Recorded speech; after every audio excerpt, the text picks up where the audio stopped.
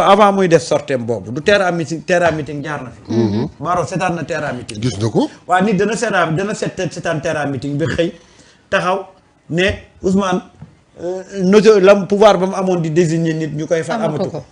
ça veut dire que xam na ne li muy wax du dëgg mais c'est une façon de faire de la machination. maintenant doy man sama question mooy par rapport à ça lan mooy tey taxawaayu Pastef. par rapport ak seen leader Ousmane Sonko. sama taxawaay Pastef lan la. réorganiser suñu parti. renouveler les structures de base. aller vers un congrès. Plus d'une vingtaine de mouvements. et de partis ñu ngi jonkan di xaar une fusion avec Pastef. ñu régler loolu dox suñu dox d'une part sur le plan politique.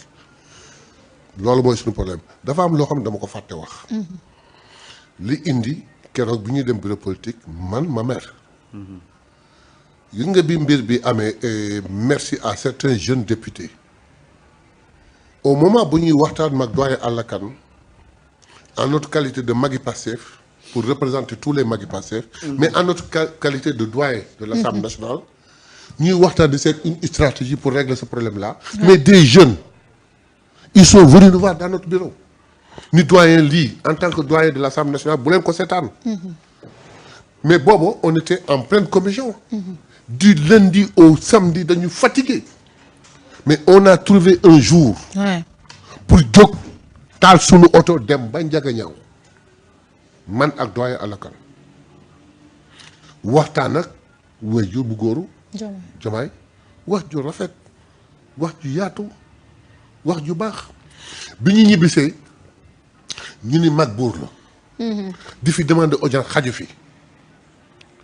Demander audience xaju fi il va falloir qu'on fasse une chose en notre qualité de député et en notre qualité de magi Pastef forçons le barrage ñu ñëw ñibbi si dimanche lundi ñu noppaloo mardi on est allé forcer le barrage à la présidence yegg si taxaw ni on voulait voir le directeur de cabinet du président ñu dem gis le directeur de cabinet du président ñëw ne que nag voilà ñun on est venu pour voir le président de la République.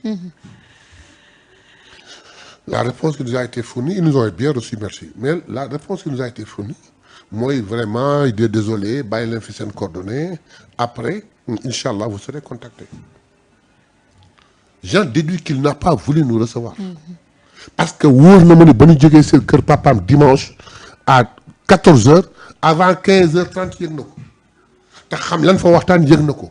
te waxuñu fa lu bon waxuñu fa lu yàq luy defal lan fa wax. Il n'a pas voulu nous recevoir. ñu génn après est-ce qu'il fallait s'arrêter ñu ni non. il faut aller voir Ousmane Sonko. on a forcé la porte de Ousmane Sonko à son bureau. au building. il dit non pas ici chez moi pas ici au bureau. pas ici au bureau mais doyen may leen ma rek ba demee je vous reçois à 18h chez moi. mais alors il a ouvert grandement sa porte. ñëw toog pendant 1h30 wax ak moom mais mu rassure-nous. wax nu lu rafet wax nu lu dal xel. mais ñu contenté wu ci loolu espérant que c'était avant le 8. Ouais, avant. Espérant que avant le 8. Le président Diomaye allait nous appeler au moins pour nous parler. Pour tout parler quoi. Mais il ne nous a pas parlé. ba tey nii. Il ne nous a pas appelé. Et crois-moi. Le jour qu'il nous a reçus.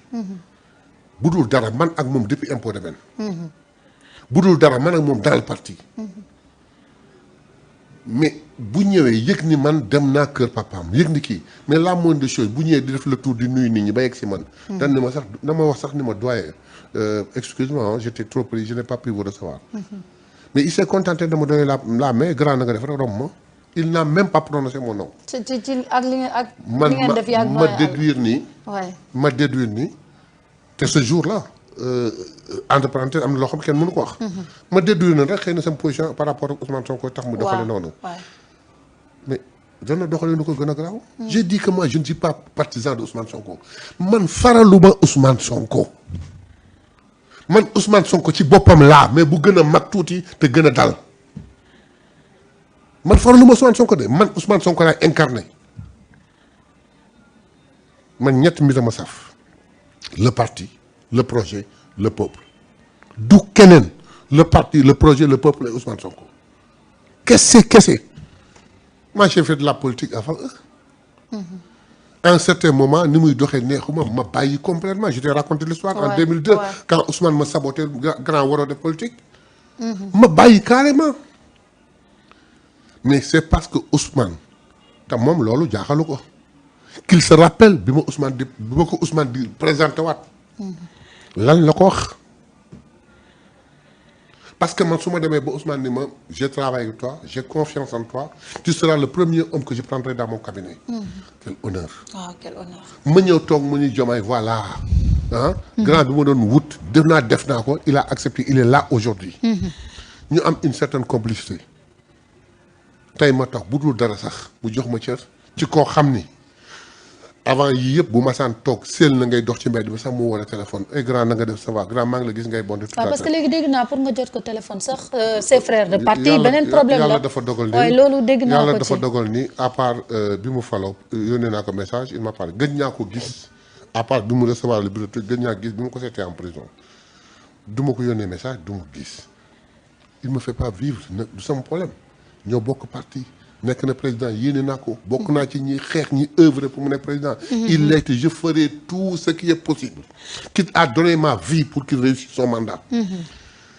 mais il faudrait que mu sol moo ndox mu sedd yeewu day nelaw yoon bii mu jël du bu baax bi te du ci am ndam maa ngi ko koy waxaat du ci am ndam te ku koy mbokkam na ko wax ni du ci am ndam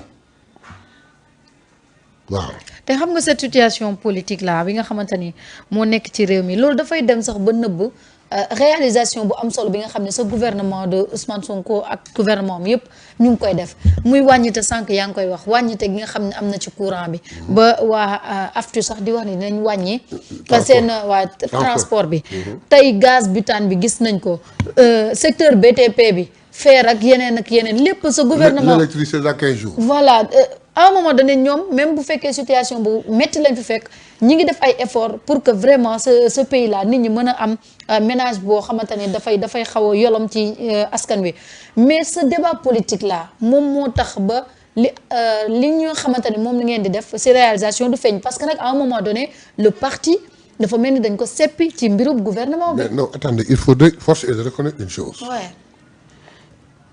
muy le camp de Diomaye. si camp il y a. et le camp de Pastef. Ouais. day wane la force de Pastef.